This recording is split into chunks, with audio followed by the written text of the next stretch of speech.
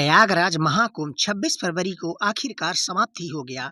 प्रयागराज महाकुंभ के बाद अब बारी नासिक के सिंहस्थ कुंभ की है, जिसका आयोजन 2027 में महाराष्ट्र के नासिक में होगा। वहीं महाराष्ट्र सरकार ने इसकी तैयारी शुरू कर दी है, जिसमें बुधवार को महाराष्ट्र सीएम देवेंद्र फडणवीस की अध्यक्षता में सिंहस्थ कुंभ मेला 2027 की तैयारियों को लेकर एक हाई लेवल मीटिंग की गई है, जिससे अलग-अलग विभागों के मंत्री और अधिकारी शामिल रहे हैं।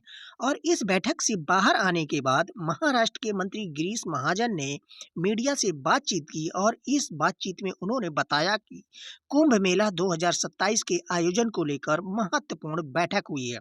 मंत्री गिरीश महाजन ने बताया है कि प्रयागराज महाकुंभ से सबक लेते हुए हमने नासिक कुंभ की योजना बनाना शुरू कर दिया है।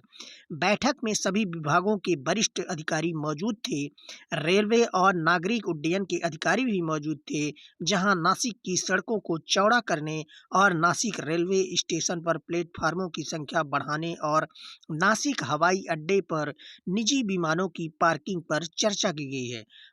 मंत्री ने आगे बताया कि नासिक रिंग रोड परियोजना के लिए काम शुरू किया गया है, जहां प्रयागराज में हमारे 25 अधिकारी मौजूद थे, जिन्होंने हमारे साथ अपने अनुभव साझा किए हैं। पर्याप्त बजट आवंटित किया जाएगा और हमें उम्मीद है कि नासिक कुंभ में लगभग 15 करोड़ लोग मौजूद रहेंगे।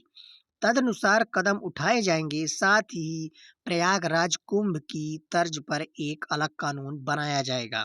नासिक में होने वाले सिंहस्थ कुंभ मेला 2027 को लेकर आयोजित बैठक में महाराष्ट्र के डिप्टी सीएम एकनाथ शिंदे मौजूद नहीं थे।